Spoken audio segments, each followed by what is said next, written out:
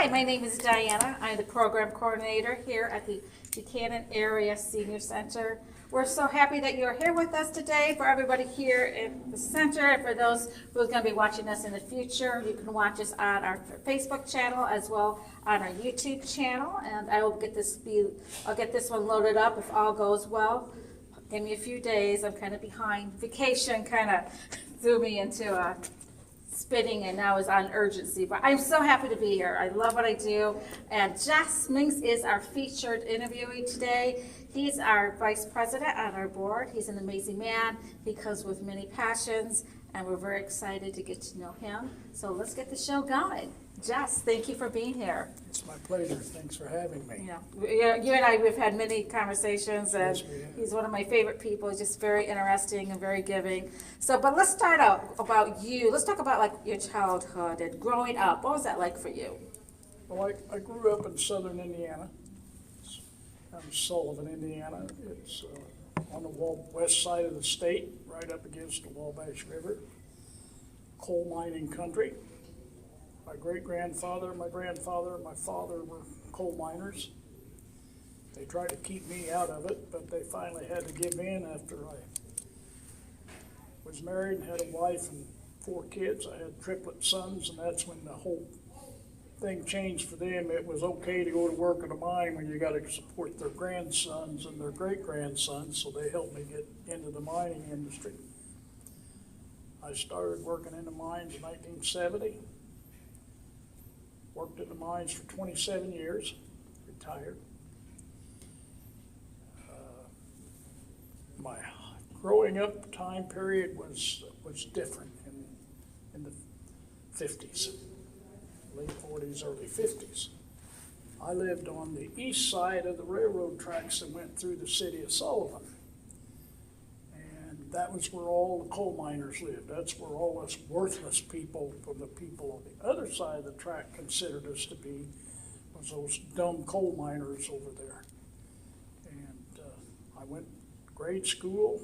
We had a grade school over there, four-room schoolhouse. I went the first 4 years of school at that schoolhouse, 2 blocks from where I lived. I remember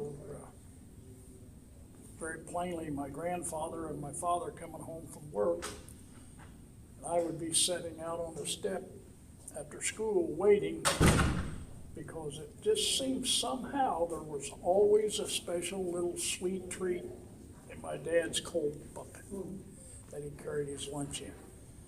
And it would maybe sometimes be a little piece of a candy bar that had been cut in half, or a cupcake that my grandmother had made and gave to my grandfather to put in there for me. But that was one thing I looked forward to every day, was running out to that 1947 Ford he had, and opening that door for my dad and getting that bucket and running up and sitting down on that step and opening it up and finding the treat. And that was really a thing that stays in my mind to this day, of how many children are missing that. To have in their life that special bonding that happened between the 3 of us. And then when I hit 4th grade, then I had to go about a mile away to the school. I lived in the city limits, which meant the school bus would go by the house where I lived, but they wouldn't stop and pick me up. I had to walk. And when school was out, I had to walk home. And it wasn't all uphill one way like you hear all the stories about all the seniors saying. But it was quite interesting. And then when I was in the 6th grade, my uncle got killed in the mine that he and my dad and grandfather were working at. My aunt had quite a mental problem with losing her husband, and she had 3 sons. One was a year younger than me, one was 2 years older than me, and one was 3 years older than me. Well, they moved into our house. Now, this house was 2 bedrooms, living room, and a kitchen. We had a coal furnace that my dad and I dug the basement out by hand by ourselves. He laid the concrete blocks, and he put the coal furnace down there, and we knocked a couple of blocks out, put the coal chute My uncle worked at the mine part-time, had a truck. He would bring our coal from the mine and dump it outside the chute. When I got home from school, and my cousins and I's job was, we had to put that coal down the chute, so it'd be down in the basement by the coal stove, by the furnace. But you could only do certain parts of it because certain size had to be put in a block building that we had for my mother's cooking stove, because she cooked on a coal stove in the kitchen. So we had to sort all of that out, and that became something that in my mind is something I will never forget, was measuring which size coal got to go in the coal bucket and then dumped into the wheelbarrow for my oldest cousin to wheel it back there, then he had to stack it back there and bring it back. And we did that for probably 3 years, and then they went back to live with their mother. She kind of got herself straightened out. And she ended up moving to the same town that we lived. She lived about 10 miles away when he was killed. She sold that house. She moved back to Sullivan, where we lived, and met a gentleman there and got married again. And they quit living with us. Well, that changed my whole life, because what had been my one room that was all mine, all of a sudden there were bunk beds, and they were made out of 2x4s. And mattresses were thrown down, and then there was a bed on this side for me and three high on this side for them. And when they left, took all the stuff that was made for them, it got tore down and taken to her house, and they put it in her house. And then I got my bedroom back. And then the mine that my dad and my grandfather worked in shut down. And we moved to Lafayette, Indiana. And we actually moved to West Lafayette. And that's where I started going to school. And that's where I got my first, pardon my language, kicked at school. After school was over, I got beat pretty good. And I come home. My mom, she put the Band-Aids on my lips and up here where it was cut, and got a scar here and one over here from where I got hit with stuff. That's when I went to my uncle, who worked at Ross Gear with my dad, because he got my dad a job there. Went to his basement. There was a punching bag hanging there and a body bag over here. They put the gloves on me, and we started. And we taught. I got taught how to do all of that. And I got taught how to work on the body bag. Then I got told to take the gloves off. And you start hitting the body bag without them, and you find out your knuckles get sore. That hurts. But you work your way through it. I went back to the Y there in West Lafayette, where we lived, where I got beat up by the guys that beat me up are still there. And they tried one more time to influence me to get out of the place, and I told them no. And I got beat up again, but 2 of them went home with bloody nose, and 1 went home with a black eye. When I went back the next day, because my father said, you will go back there every day. They will respect you when you show them you are as tough and strong as they are. I really didn't want to go, but I went. And one day I thought, well, I'm not going to go back yet. I'm tired of arguing and fighting with them. When I cut back home after the place was closed, my mother said, your father's waiting on you upstairs in your bedroom. What? Because he worked second shift usually. She said, just go on up. So I went upstairs. There he stood. And he had the razor strap in his hand. Over the bed. I laid down and I got my thumping.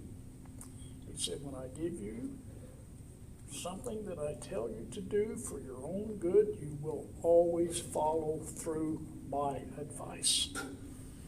And I made up my mind right then, if he told me to do it, rather than have this burning sensation I got going up and down my legs and my back, I'm going to do it. I started going back to that place. The guys backed off. Then we moved back to Sullivan because a new mine opened up. And my dad knew the superintendent. The guy got hired as superintendent. He worked for him in other mines. He got a job there. And I started high school in Lafayette. My freshman year, I went there. My sophomore year, I started in Sullivan. And I got into the football, got a concussion, and all of that stuff that can go along with it. But I managed to make it through and graduate from high school. I got out of there and moved on. And I planned on going to work in a mine, and my dad and my grandfather said, no. You're going to go get a profession, and you're going to be respected by everybody in this damn town. That was their exact words, pardon my French. Because you're going to have an education. I went to barber school.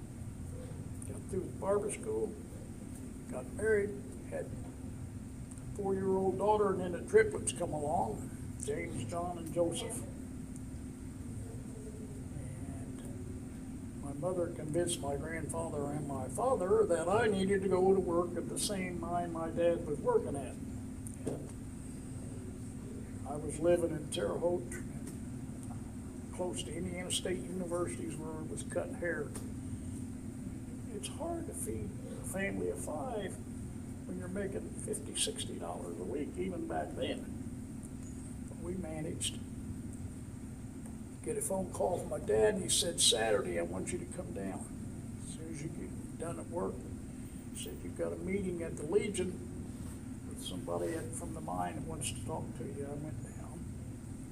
I let all the kids in the car, and the wife went to her mother's and father's who lived there, and I went to the Legion and sat down. He asked me a couple of questions. I answered him. He said, Monday, you go for a physical. You pass your physical, you start to work Monday on second shift. Oh, well, that's quite a jump for me. So I showed up, I passed my physical, and I went to work. The thing that impressed my wife and I the most, I made $36 a day for an 8-hour day. And we didn't know how to act when we got. And I started mid-paycheck, so I only got a week's pay, but there was more pay in that week than what I'd been making in 2 and 3 weeks, sometimes cutting hair. And I worked there. They asked me you want to start working a little overtime? Yeah, it's time and a half. You bet I'll work for time and a half. I'll work overtime. So I started working 3rd shift. We put the belts in at the coal roll. Was moved out of the mine in. So I'd go in at 4, do my regular work, which was running a shuttle car and whatever else they needed me to do is what they called a juryman back then. I did all kinds of things. Traveled from the bottom all the way back into where we were working a mile and a half away, hauling supplies and stuff. Then I started helping put the belts in. And I didn't realize how great it was every 2 weeks to go home with a paycheck and look at my wife and say, we can go to the grocery store tomorrow and pay our bill, because we had a little grocery store called Hankins Grocery Store. He would let you charge all of your food all 2 weeks long, and when you got paid, when you cashed your check, you went in and paid him. You had a clean bill of slate to start all over again. You could buy anything in the store as long as you paid your bill. And we went through that and ended up getting divorced. Long story. Anyway, got divorced, and all of a sudden I find out the mine's shutting down, so I went to work called a strip mine or an above ground mine. We had the big drag lines. We were doing 3 levels. So I started working there at that. And I worked there for 18 years. And it was quite an experience learning to run all the equipment, the D11s, the D10, D9s, and running a Bucyrus Erie 2550 with a 370-foot in-the-air boom that you had to walk up every so often and do repair work out on the end of it. I'm not a big fan of high heights, so it was quite a joy to learn to walk up and do the work, but it was a different world that still comes to mind to me of all the people that I met, all the people that I actually got to shake hands with and become friends with, because my father was president of the local, and when mine got shut down where he was president of local, we went to the strip mine local, and after I'd been there about a year and a half, I got elected president because my dad wouldn't take the job. He was going to retire, so they elected me president of that local. And that's when I started working with the United Mine Workers with organizing throughout the entire country. I was in West Virginia, I was in Mississippi, Alabama, spent some time out west in Arizona when we were out there organizing. And I got to meet several of the prominent people in that international union in Washington, D.C. And I'm very proud of serving as part of that organization for the things that we accomplished and the people that we helped when we were going out on strikes. We went out on strike in 1978 where we were on strike for 167 days. Now back then we didn't have a backup plan. It was up to me as president of my local to make sure that everybody got to keep their house, that they didn't get their utilities shut off. And that was the thing that I was so proud of being able to do, was working with the local elected officials at the county, township level to make sure that everybody got food. I worked with all of the big corporations out of Indianapolis that supplied our natural gas for those people that had that, and for our electric bills, to make sure that out of 387 people in that union, nobody lost their power. Nobody had freezing temperatures to live in. They had heat and they had food. We didn't have a problem with the doctors because from small country down there is like probably it used to be here when you had all the people here working for the place that was here. Clark and Evie. Huh? Clark and Evie. Yeah, Clark. They took care of their people, but we did the same thing. And watching the smiles on those women's face when they come to the Legion, because the Legion give us the whole second floor. And believe it or not, the UAW out of Detroit sent us 4 semi-loads of food in that 167-day strike. We put it upstairs. If you walk the picket line, you got so many credits for food. You didn't walk it, took it away from you. You still got some food, but you didn't get that extra credit for doing the picket line duty. If you ended up going to jail because you did what you were asked to do on the picket line by stopping some things that you wanted to stop, you got extra credits and they got extra food. If you got put in jail by getting arrested, union automatically posted your bond. And one local judge that we had, he didn't like us too well. And he made some of us, yours truly, the one, he tried to make an example out of me, so he'd stick me in jail for 30 days. Every time somebody got arrested, he wanted to put me in jail for 30 days.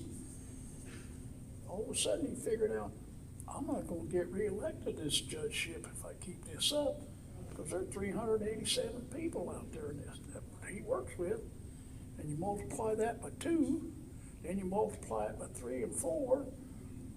Oh, I gotta back off of this, and he started backing off.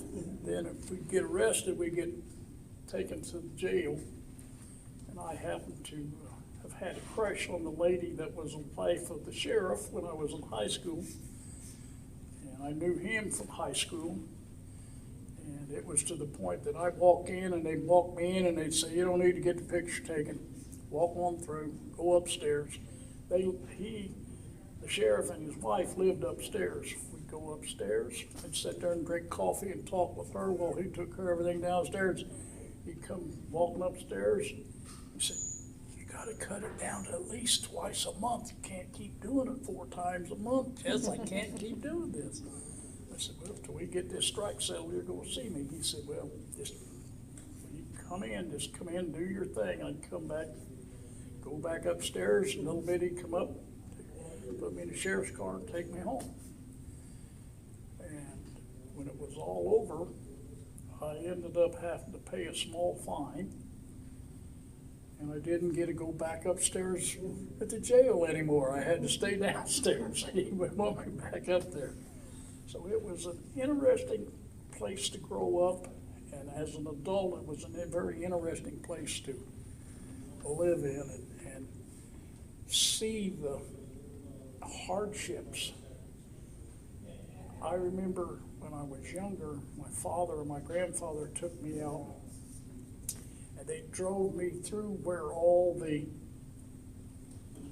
coal miners lived that worked for the coal company. You had shackdown, that's what it was called. And everybody that worked in that mine lived in that row of houses and around, and they only had one store they could go to because they got script. They didn't get paid money, they got paid script. And I remember exactly where that was at. And I spent more time walking out around there when I was growing up, because when we went to pick our blackberries and our raspberries, that's where the biggest batch of them would be found at. And we would go out by Shacktown and do our berry picking. But it was something to see the people that had moved into the city and how they were treated because they were coal miners, and that mine shut down. They went to a different mine and was set up different where they actually got paid with money instead of script. Then you could see the difference in how they were treated. We were on the wrong side of the tracks. But it was a thing that I was, and still am, very proud of, because I helped a lot of people. We did a lot of good, and I'll always be proud of the fact that I did it. And people have asked me, well, why would you be proud about being put in jail? I said, well, depends on what you get put in jail for. If you're fighting for those 387 families out there to have food, heat, and water, all the things they need to survive, it's worth it. Because it was my wife and 4 kids at the same time. So, they got all those benefits too. So it was an interesting time in my life growing up. Yeah, that's something I personally I can't even imagine that kind of a lifestyle. Just the lifestyle of working in the mines, and to me it's fear. I'd be very afraid. Even if my husband worked in the mines, I would be so afraid. You just hear of all the things that can happen. I'd go back to it tomorrow if they'd let me. Yeah, you said that you love it. Oh, yeah, you loved it. Well, thank you for that, because we do need people to do those kind of things. So every job is very, very important. We know that. Yeah. So tell me, how did you end up in Buchanan? Well, I worked in that mine all those years, and then Amex Coal shut it down. And after I'd helped do the complete shutdown and everything, I got a notification from the lady that was in charge of helping people find jobs and things, that she said, you've been going to college at Indiana State, haven't you? I said, yeah, how'd you find that out? She said, well, some people told me that you'd been up there doing some classes. She said, would you like to maybe go ahead and go to college. Well, I don't know, I have to think about it. She said, Indiana University's got a labor studies department, you'd fit right in there. I said, oh really? She said, yeah, I can get you 2 years. They'll pay for your tuition and your books. And you can go down there and get an associate's degree. That'll help you find a job similar to what you've been doing all this time. So the lady I was with at that time, she said, let's do it. So I said, okay, we'll do it. So we moved to Bloomington and I started in 2 years. Well, she decided she was moving on, that I was not providing quite well enough as going to school, so she took her son who moved down there after we moved there and his girlfriend, and they left. So they left me there by myself. So I moved into a different housing authority. I moved into the single housing for adults that they had at IU.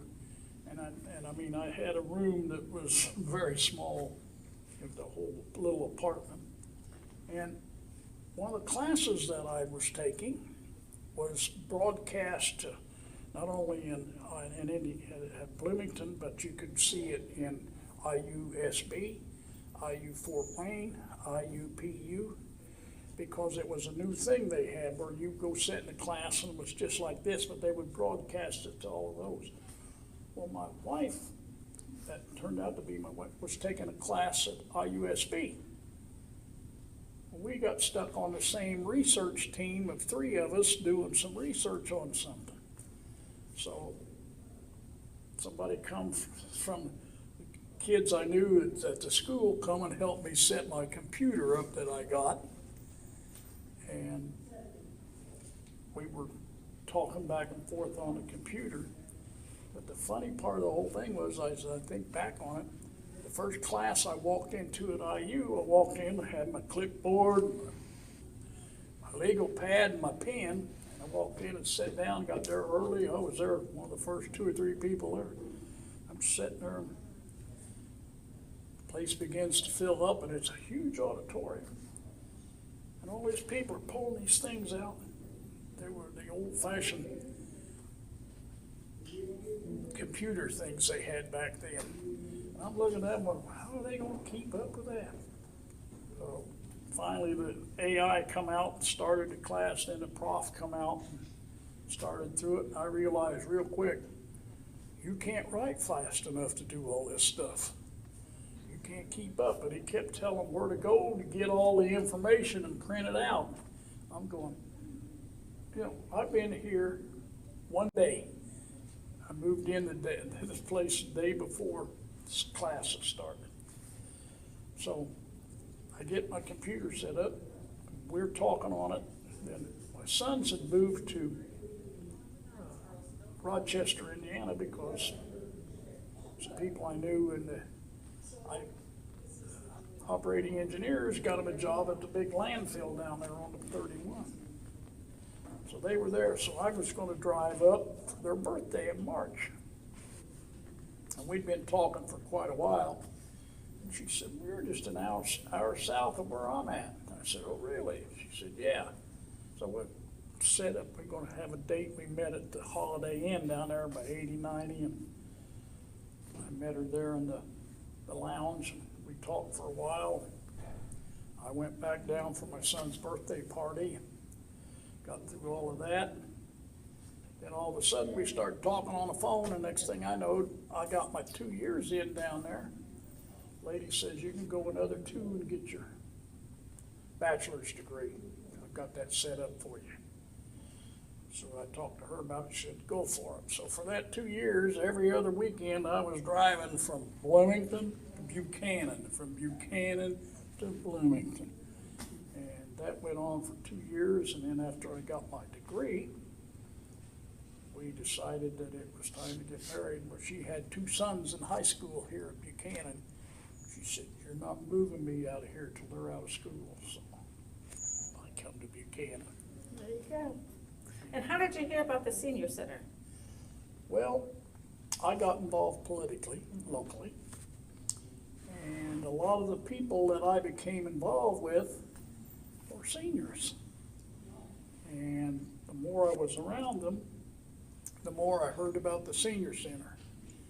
And there was a dispute of some sort here at the senior center, and some people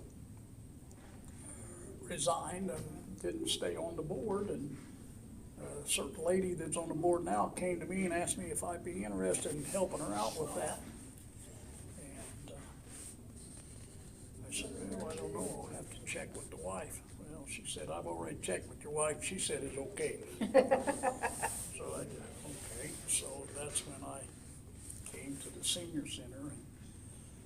And the reason I wanted to be here was I heard so many things from so many of the seniors here that they could do here that they've never been able to do before, the things you talk about that go on here, and how they help the different seniors, like making sure they get to their doctor's appointments, making sure they've got their commodities, those sort of things. This really made me become very passionate about helping at the senior center, because they're doing what I'd been doing my entire life as a worker and as a union rep, was helping the people, making sure that they knew where they could go to get the different things they needed to survive. And to me, that helps. Doing that here is what it's about. It's helping everybody that needs a hand, whether it's just making sure we've got this beautiful new sunroom opened up for them to use, or whether it's them sitting here and playing cards, whether it's grabbing one of the SUVs and taking somebody to a doctor's appointment, doing the different things that need to be done, trying to help you with projects you've got going, and making decisions, sitting on the board and listening to all of what's going on, and the wise people, other wise people that are on that board, and hear what they want to do and work with them. That is the thing that really jumped out at me once I got here and saw at a couple of meetings what was going on. And so I decided to become involved. Oh, good, you did. Then I got elected as vice president. They weren't too sharp on doing that. There were a lot smarter people on that board than me. They should have picked some smart. Passion, it's all about passion. It's about, I should say, sort of about compassion. Yeah. You start talking about that kind of stuff.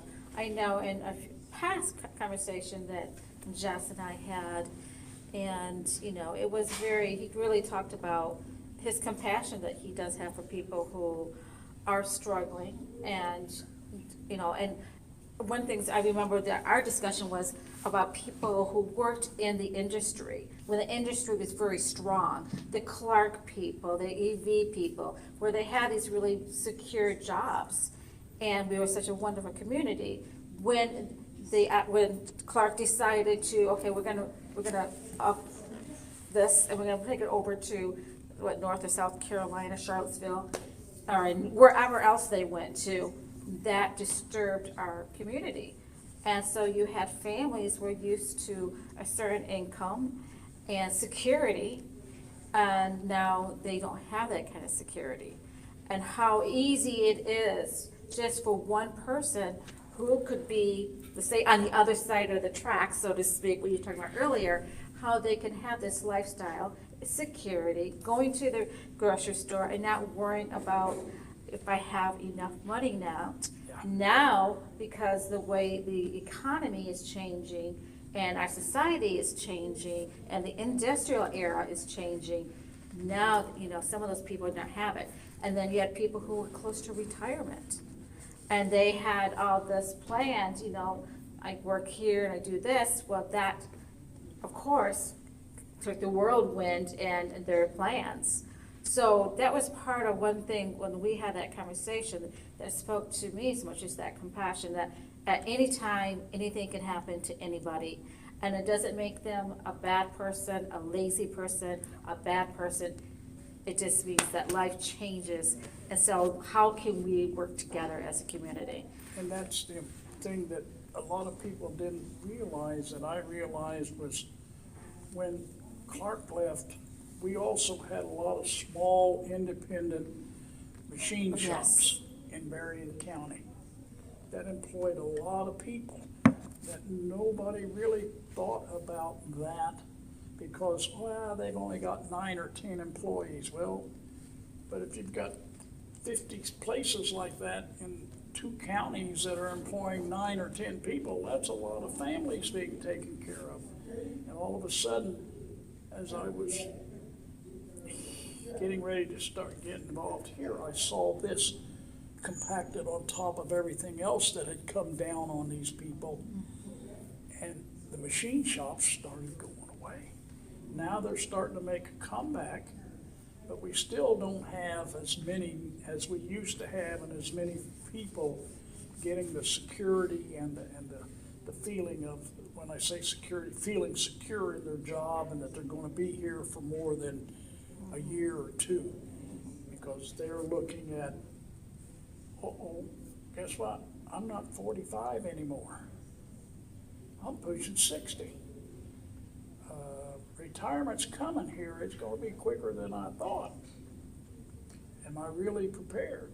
And then when the shop completely shuts down, now you've got these people sitting there.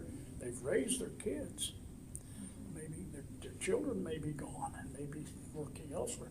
But they're not sharing with those very many people how combined and close they have to watch every penny that comes into their hand, because they know what's coming down the road. And that was the thing that, once again, drove my passion to try and help in some way here at the senior center those people when they needed it, because that's what we are here for. Because once we hit that retirement age, I know I've been there for a while, it's a different world, because you don't have this chance to run out and grab a quick little bit of overtime to add to that Social Security check and that pension check that you've got. And then all of a sudden, you got 3 trips to the doctor's office that you got to do a copay on if you still have your health insurance. You got to pay all of that. All of that started to roll back to me as to why I wanted to be here and try and help everybody in this area, whether it's this senior center, Miles, or Berrien Springs, St. Joe, anywhere that we can be of service. That's what we should do to help one another. And that's the reason that I think it's so important that we keep people coming here and have them be willing to, when the need comes for them, to serve on the board and help make the decisions and help do the things that need to be done. They see somebody else has done it and got through with it. Because the older you get, the more you begin to realize, I can't do this forever. No matter how bad your passion is, you've got to realize somewhere down the road, you've got to draw back. And pass the baton, so to speak. That's it, and pass it on and make sure that it's passed on to people that care about people. That's the key. Who goes on that board has to be the people that care about the other seniors out here. Because guess what? We're getting more and more seniors every day, whether they want to admit it or not. Yeah. When it hits you, you have to be prepared to do your part to step forward and help those that are coming behind you, so to pass that baton so they can do the same thing for the next group. Yes, it has done through our, we've been here at the Senior Center, it's been the founders.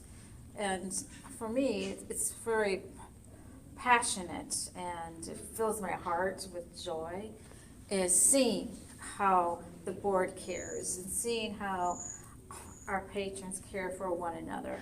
I love it. You can come here playing cards, having fun with friends, coming in just to have a cup of coffee, coming into these programs and having a conversation and saying hi and talking with you.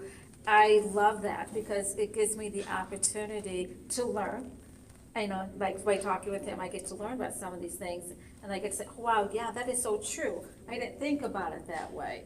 So the compassion here at the senior center, I know all of our employees, us four employees, we do have that special connection along with our board and along with our senior nutrition services. With Carrie, she is the manager for here at this location. The senior nutrition services is such an implement part in our community as well in the Berrien County, because they are the ones who offer the meals. So if you come here for meals, they are the one who offer the meals. They are the one who prepares them. They have people to deliver them here. Then they have volunteers, a lot of our patrons who go and, like you had done, they've gone and deliver those meals, or people choose to eat, inside. So they basically, they pay us a small rental fee to use our kitchen, but they're the ones who's doing everything behind. So talking about community, that's where we bridge together and we work together. So you have all these different entities between the patrons, our staff, board members, senior nutrition services, the people that we bring in to speak to you, to help educate you or to answer questions in our formative classes, even our fun classes like the field trips and walk days, or doing the fun things too. I mean, all of that is really about building this community, which comes back to how can we make a happier, active living lifestyle for our patrons in our community. And that's what we're here on. And I mean, every day we talk about that in our staff, together. What can we do? How about what kind of programs can we bring in? And listening to you. So that is true. The work that went into getting that second small van to take people to their doctor's appointments, that was such a program that was really worked on by a lot of people to get that done. Yes. I've drove that van. I've taken people to St. Joe. I've taken them to South Bend. I've taken them to Niles. But it's the thank yous that you get from swinging by, going up, knocking on the door, making sure you help them get in.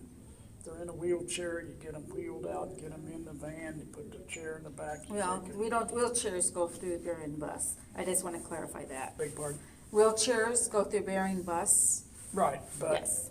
I've had a couple that, when I got there, they had the wheelchair walker type. Oh, okay, get the wheelchair. Okay, yes. Yeah, Yes. and As that's long as they what- can walk on their own. Right.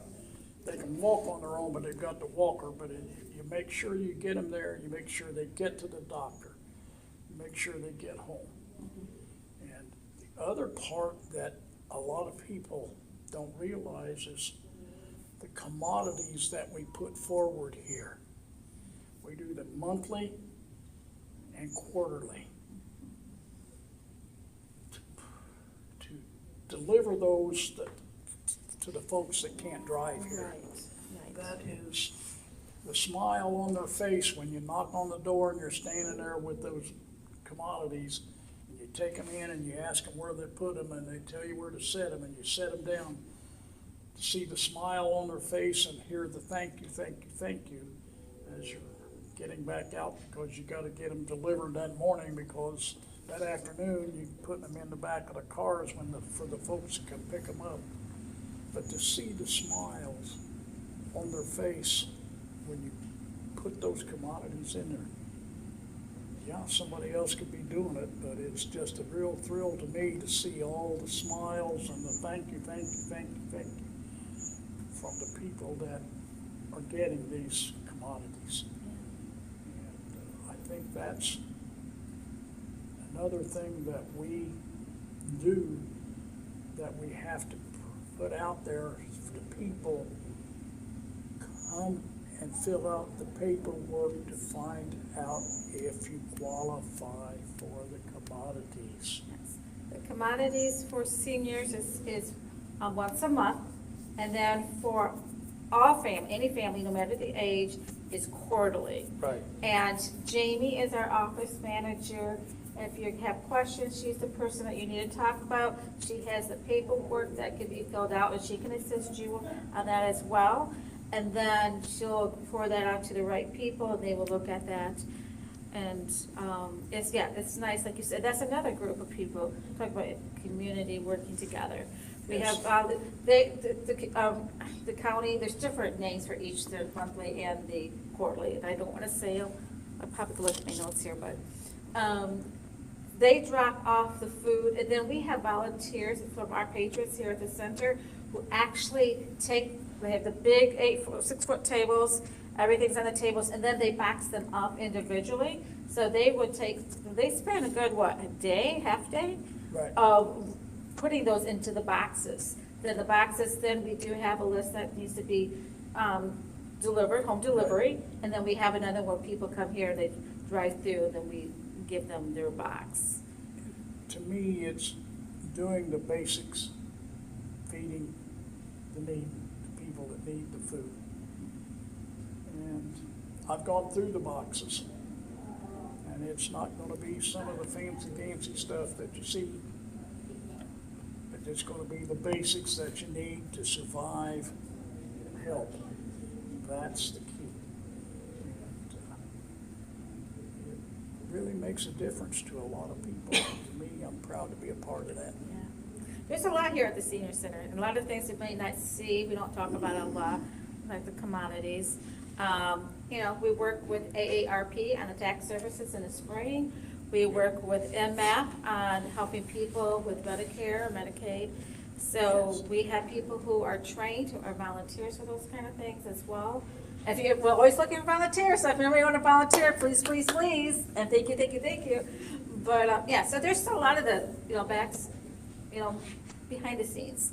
And if you ever have any kind of questions about anything, feel free. Jamie is, like I said, is our office manager. She is our liaison with our patrons, and she'll be more than happy to sit down with you privately and talk with you, and she'll help you in any way that we can help you with. And get you, maybe so that we can't do, but she can get you directed to the next stop. And sometimes that's the hardest spot. Where do I go from here? Right. Yeah. Yeah. The other thing is I'm getting ready to start the training for the MAP. MAP, yep. Fabulous. I'm going to start that training because everything I read, everything I see, and what I'm hearing from different people, is people are going to need that assistance to get it done and done properly and get what they deserve to get through that program. So that's the reason I said I would volunteer to take the training, and hopefully I'm smart enough to make it through it. You are. We'll get you through it. Yeah. Thank you, Jess. Just a couple more questions I would like to ask you. We're gonna beef it up a little bit. What makes you laugh? Watching old TV where the comedians were real comedians, like Red Skill. Yeah. Those people, they make me laugh. I'm a huge MASH fan. Okay. I remember with my kids sitting at the kitchen table, and we remodeled the house as best we could so we could put the color TV over there, and we could sit and eat dinner and then turn the TV on and still sit at the table as a family and watch the MASH show that came on the air. That's funny. I'm still a huge fan of MASH.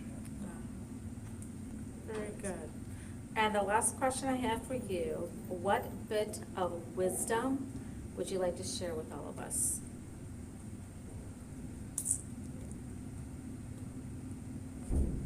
Live, love, and laugh.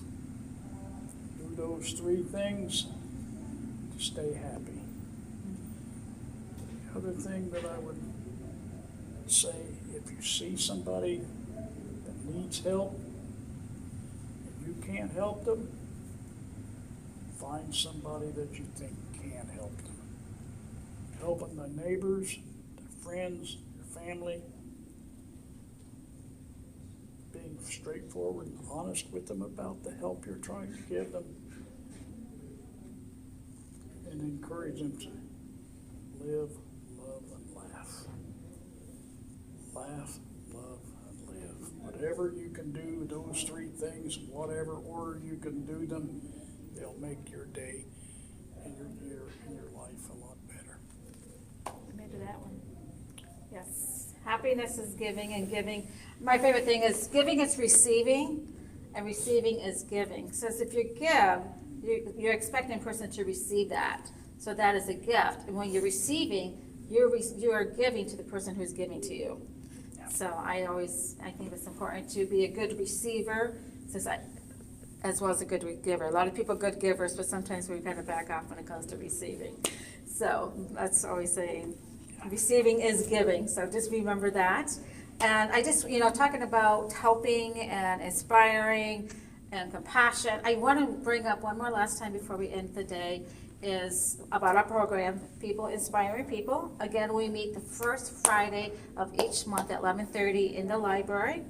And we talk about something, we uplift, but then again, we find ways to give back to the community in different ways. We have made umbrellas, May Day umbrellas out of paper plates and decorated them. Something that simple, and then we gave them over to the patients over at Buchanan Metals. And, so it's just different things, and how can we bring a smile to somebody's face? How can we help somebody out? So if you are interested in joining the group, please come on by. I would just love to see you and talk with you, get to know you. If you have an idea, or if you know somebody or our group or something that would like to help us give, or maybe somebody who needs help, please let us know. We will talk about that and do our best to try to make that into fruition. But I just want to say thank you. Thank you, Jess. Thank you for being here, sharing all that wisdom with us, and kind of taking us through your timeline to because really how you got here is through working in the mines and being around those kind of people and giving, and you guys having your own community and helping each other out. And he's right here doing the same thing at the center. So kind of like a full circle. Try to be. Yeah. He does a wonderful job. So thank you, everybody, for being here today. We appreciate you taking time out and getting to know Jess. Next month, we're going to be having Jeannie Harris as our featured interviewee, and she is our president of our board. And she is originally from Buchanan, always lived in Buchanan. She's part of the Clark Credit Corp Days and Credit Days. She has a lot of information as well, very interesting, and how she, came up here to the center. And so please join us. I can tell you exactly what date that is. If I have my glasses on, I could. September. Yeah. No, August. September. September, I would have to look to see. Why? You want to do it? I'll do it. Okay, let me look. Can we talk after? Sure. Okay. I need to look at I have like a schedule going, and I don't remember if I have anybody scheduled in that. However, she is on